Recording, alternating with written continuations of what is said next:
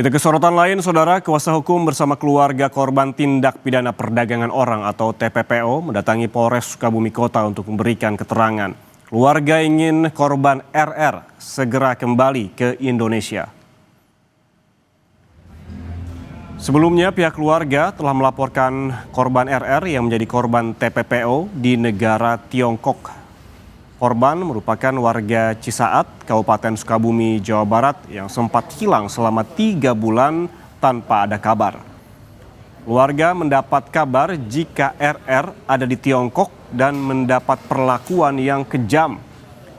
RR tergiur iming-iming pekerjaan bergaji 15 juta hingga 30 juta rupiah per bulan. Namun RR malah menjadi korban TPPO. Memberikan keterangan saksi dan setelah itu mungkin langkah-langkah selanjutnya yang akan diambil oleh kepolisian bisa ditanyakan langsung. Kalau dari kuasa hukum sendiri Pak sudah apa data yang akan dibawa dari kuasa hukum sendiri Pak untuk dilaporkan ke kepolisian? Kita sudah melaporkan tanggal 9 kemarin dan ini adalah tindak lanjut dari pelaporan kemarin. Sesinya adalah mendengarkan keterangan para saksi.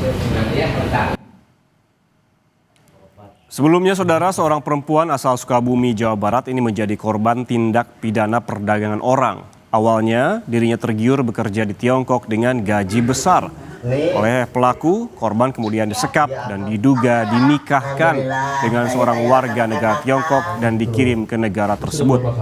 Di sana korban mendapatkan ancaman dan juga kekerasan seksual. Meski sudah berada di tempat aman, korban masih mendapatkan ancaman dari para pelaku TPPO. Tahun Bu, ya nanti, Yuswa nanti? 24. Kalau sekarang alhamdulillah baik karena udah ada penanganan ya gitu, tapi meskipun ada penanganan masih ada ancaman. Dan untuk mengetahui perkembangan kasus dugaan tindak pidana perdagangan orang di Tiongkok, di mana seorang warga Sukabumi jadi korbannya, kita terhubung dengan kuasa hukum korban Rangga Surya Danu Ningrat. Selamat siang, Pak Rangga. Ya, selamat siang, Mas. Pak Rangga, ini bisa dijelaskan bagaimana awal mulanya bisa korban RR ini bekerja di Tiongkok? Kronologisnya jadi menurut keterangan dari keluarga korban bahwa yang bersangkutan itu meninggalkan rumah sekira tanggal 26 April tahun 2025 dan semenjak itu tidak ada kabar lagi. Baru ada kabar pada 4 atau 3 bulan kemudian, yaitu pada bulan Agustus, akhir Agustus. Ya. Bagaimana cerita dari keluarga korban ketika korban sebelum berangkat ke Tiongkok dan ketika di Tiongkok, bagaimana kondisinya saat itu? Kondisi korban diketahui sehat-sehat saja pada saat berangkat. Namun pada bulan Agustus, korban yang pada saat itu berhasil menyembunyikan handphone yang dibawa dari Indonesia, karena di sananya di ruangan itu dia disekap, ada di lantai 2 dan tidak bisa pergi kemana-mana selain ke kamar kecil gitu ya, dan dikasih makan gitu aja, lalu diperlakukan dan dilecehkan gitu, disekap serta dilecehkan. Kondisi terakhir yang kami terima laporan lewat telepon itu terjadi pada tanggal 10 September dengan kami sebagai kuasa hukum ya. Namun komunikasi dengan keluarga korban itu sudah dilakukan sebelumnya, sebelum melaporkan kepada kami. Melaporkan kepada kami tanggal 8 September, lalu kami laporkan ke Polres Kota Sukabumi tanggal 9 September. Kondisi terakhir kita terus memantau terus, bahkan sudah melakukan beberapa kali video call dan telepon, memastikan kondisi Reni baik-baik saja di sana. Nah, setelah ada tindak lanjut dari KJRI sekitar 5 hari yang lalu, maka KJRI melaporkan kejadian tersebut ke polisi Tiongkok. Polisi Tiongkok mendatangi rumah korban, rumah yang dimana tempat korban disekap, ya, dan menanyakan kepada suami korban, tapi dengan alasan bahwa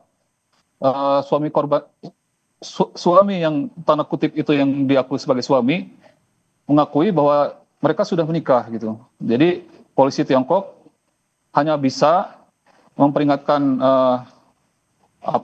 yang seolah-olah menjadi suaminya itu untuk tidak mendekati korban. Jadi saat ini kondisi Reni berada di lantai 2, sedangkan yang mengaku sebagai suaminya berada di lantai 1 dipisahkan oleh polisi Tiongkok, demikian.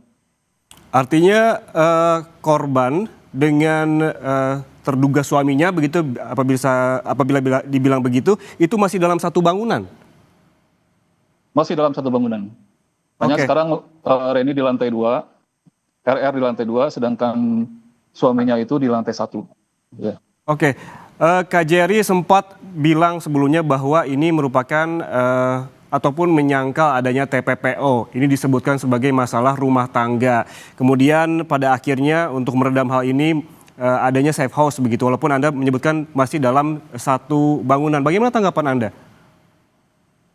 Kalau kami ini sebagai kuasa hukum ya dari keluarga korban, kami terus terang menolak dengan sangat keras pernyataan dari Konjen RI di Guangzhou, ya, Tiongkok. Karena kita lihat dari kronologis yang berdasarkan pengakuan korban. Saya tidak tahu berdasarkan pengakuan dari mana atau data dari mana sehingga membuat statement seperti itu.